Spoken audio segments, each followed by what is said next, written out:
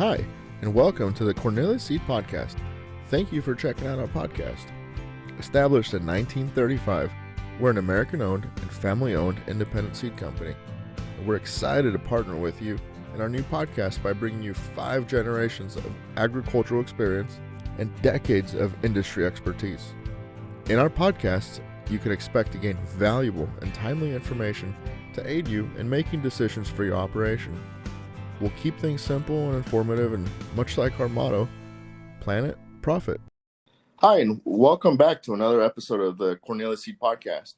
This is Juan Camacho, Cornelius Seed Innovation Lead, and I'm joined by Craig Allaman, our lead agronomist. In today's episode, we're going to talk about some higher yielding soybeans. We're going to focus our conversation around some early planting dates and things of that nature. But as we all know, that's becoming relatively common now. Let's start off the conversation, Craig, with how did it get started? Yeah, that's a good place to go to when we start talking about higher yielding soybeans, and particularly about early planting as a means to getting there. And it's fairly new.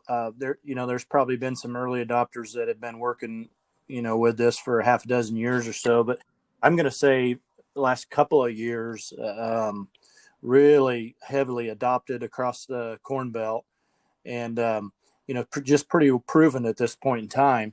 But the reason this all started, we really probably wouldn't have dreamed about planting beans as early as we do, and I'm talking for all intents and purposes, that first couple of weeks in April, as the earliest. I mean, as we get further south, you'll see some guys pull down into March even, but years ago, we would have just been devastated with disease. So the reason that we were probably able to start experimenting with this and then getting to the point we are today is because of the development of the seed treatments that we have now available to us for soybeans.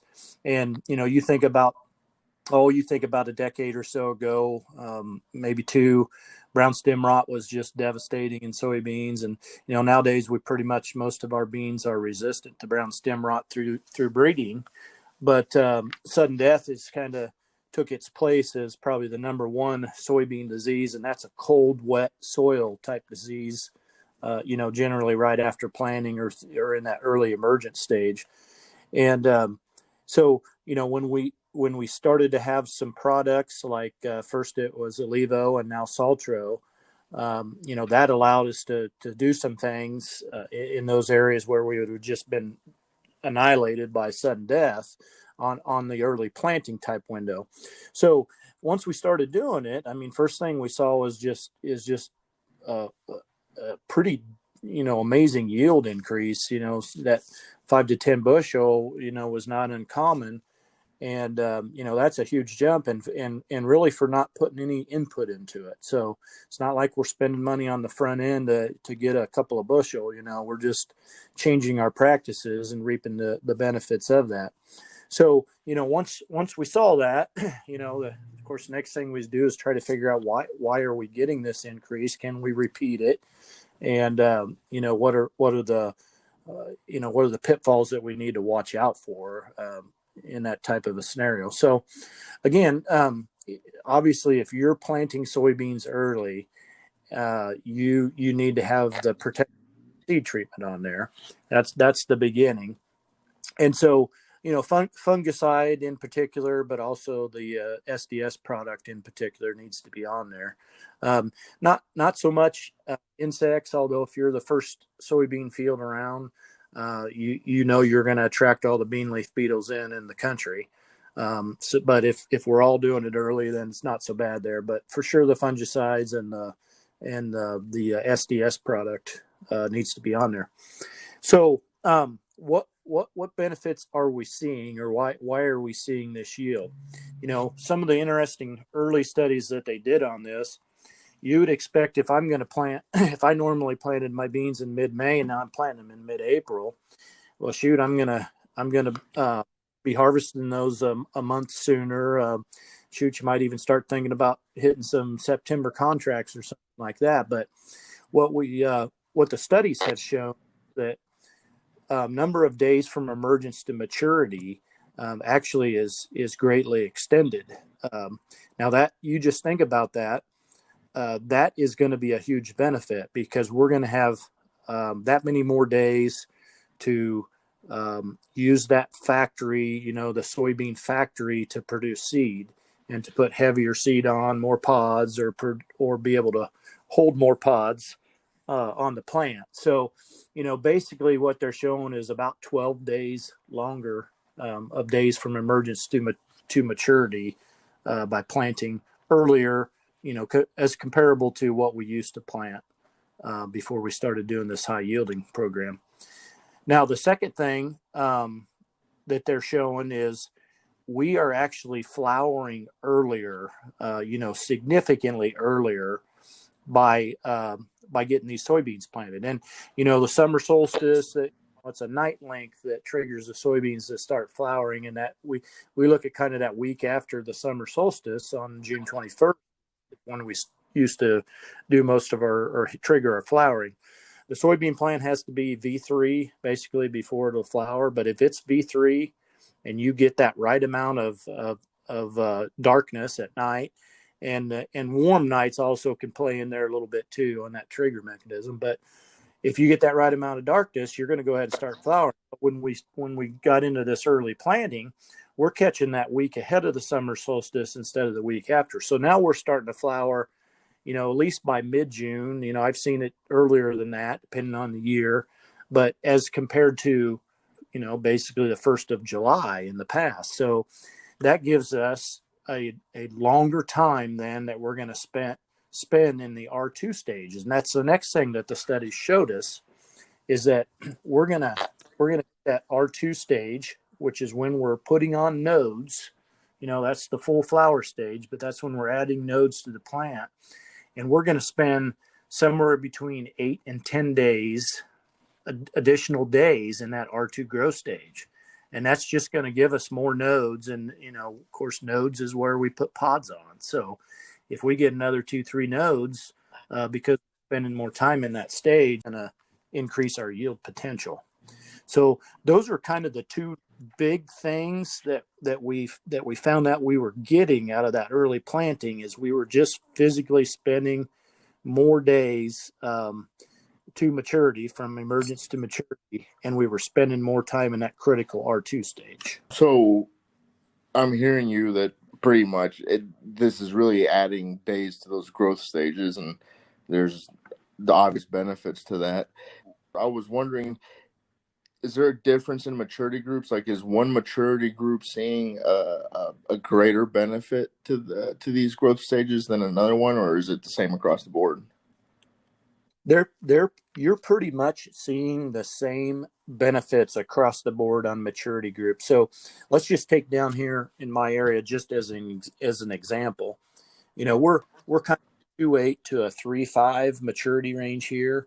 So if we look at that normal maturity range that we use, we're getting that same benefit from from that 2.8 clear through that 3.5 soybean. Now, if you get ultra early in your maturity, so if we would crank down to maybe a 2.4, where really our starting point is a 2.8, then we may not get that benefit out of that ultra early soybean. But in your normal maturity range, it looks like we'll carry that benefit. So is there any watch outs that because you're going earlier, so you have obviously a higher chance at some exposure to some low temperatures. What should someone look out for when you're going that early? Yeah, that is a good question. Obviously, if we're going to plant soybeans earlier, there are going to be some watch outs, because otherwise, we did talk about the disease as being a reason we didn't. But the next thing we'd be worried about is temperature. And, people, I think in the past, we've thought soybeans are maybe not as tough of a plant as corn. And probably the opposite is true, is what we've found out when we went into these earlier planting dates. Now, corn, we're not too awfully concerned with corn frosting at the at the real early stages, because the growing point is under the ground. So if we don't freeze down to where the growing point is, it'll just continue to, put new shoots out, new nodes. But with a soybean, the growing point is above the ground. So, initially we're very concerned about that. Well, one thing, you need to get down to 28 degrees Fahrenheit for an extended period of time, probably up to 4 hours, before you really do a great amount of damage to that soybean plant. And that's pretty tough to get. I mean, we've done it. We've done it in the last couple of years, but it's pretty tough to get to that type of temperature for that extended period of time. So we've got that going for us. But worst case scenario, those beans come up, they get frosted off. It's still plenty early to get planted. I mean, it might even be early enough to hit this early flowering window. So, there's not. I'm saying the risk there is not tremendous. There is risk there. You have to understand your replant policy. If you have federal crop, have you planted after their window when they get, when they'll cover you on replant? What's your policy with your seed company? Things like that. But it's not as risky as what we kind of thought about. The next thing is, corn, if we injure that, if we have that cold shock or we get dinged with some, soil-borne fungal diseases, things like that, we can really take a lot of yield out of our corn because we're pretty population sensitive there. We've got such a range in population with soybeans, and they, you've seen them branch out. All farmers know how much they can branch out under differing populations, that we've just got a lot of leeway there to work with. So, we, even under pretty tough, stressful conditions, snow after planting, frost, things like that, we just got along tremendously good with this early planting. And that risk factor is just not nearly as scary as what it used to be. So can you assign an optimum date to plant, whether it's in your county, or is it, would you say it's a couple weeks from what you normally do? Yeah, let's just take the state of Iowa. The latest recommendations are the top 3 tiers of counties. So, if we kind of just visualize it up there, let's just say Highway 20 north. Their optimum planting date there is May 1st, which is already earlier, significantly earlier than it used to be. And then the rest of the state below Highway 20 is April 25th. Okay, so I think this they're not talking about these type of early planting windows yet. Although an April 5th plant or April 25th planting in the southern 2/3 of Iowa can hit this early flowering window. But if we're talking about making sure we get it, we're going to probably want to start a little earlier, and it's probably a couple of weeks earlier than what the normal recommendations are. So that bottom 2/3 of Iowa, it might be, we hit the 10th of April and we have good conditions in the field and decent temperatures. That's probably when we're going to start looking at hitting the field in this type of a system. Top 2/3 instead of May 1st, it might be April 25th up there in that top 3 tiers of counties. So that's just kind of a general rule of thumb, I think, is what we're looking at. Well, thanks for that, Craig. I think another important thing to note as we're talking about this optimum planning window is that it seems that that added benefit of going early, you don't really start to lose that. It seems like you don't start to lose that yield potential really until mid-May, which I think gives a lot of opportunity for our growers to capitalize, in whichever best time fits their operation. The last thing that I think comes to mind, and circling back on the watchouts, is there any tips that you might have for our growers, or specifically around managing some of that added stress, because we're going earlier, so we're going to have some added stress here in July or August, maybe handling insects or leaf diseases. And is there anything we can do in advance of this? Yeah, well, we've talked about the seedling seed treatments. So we're doing that for our early planting, protecting against sudden death, which will show up. Really, the damaging part will show up during pod fill in August, but also, like damping off from Pythium, things like that. So we've done that up front. I mean, that's a must. You would not want to go unprotected into early. But then you bring up a good point, because that window during grain fill is going to be, even longer. And, we, as good as we can, we protect against stress at that time of the year. Number one, we're filling the pods.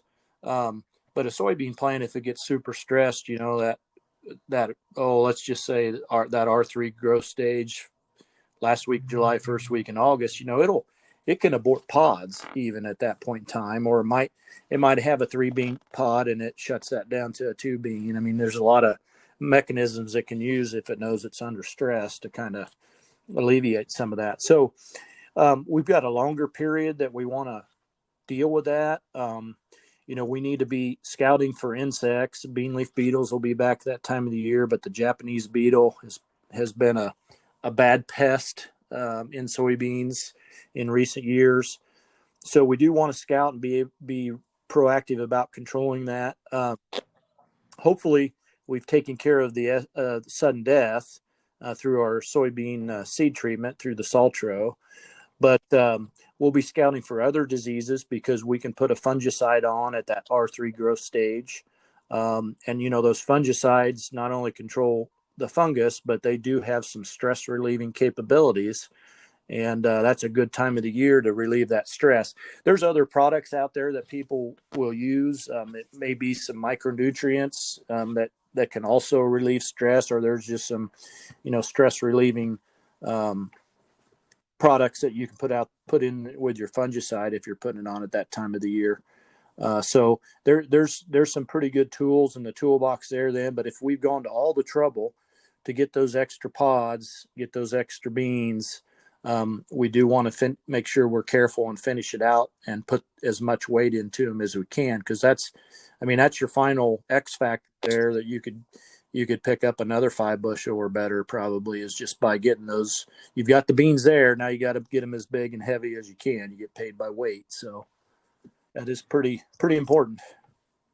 Yeah, definitely, Craig. I think we talked about a lot there, and it's so interesting with how many benefits and even things to watch out for when you're approaching, going early and planting beans. And from everything you said, the biggest takeaway for me is really upfront. If you're going into this decision for your operation, is protect yourself, against that sudden death with the seed treatments that you talked about, and then as we're in those growth stages and whatnot, is that scouting. It sounds so simple, but it's so important, and that comes up a lot in our conversations.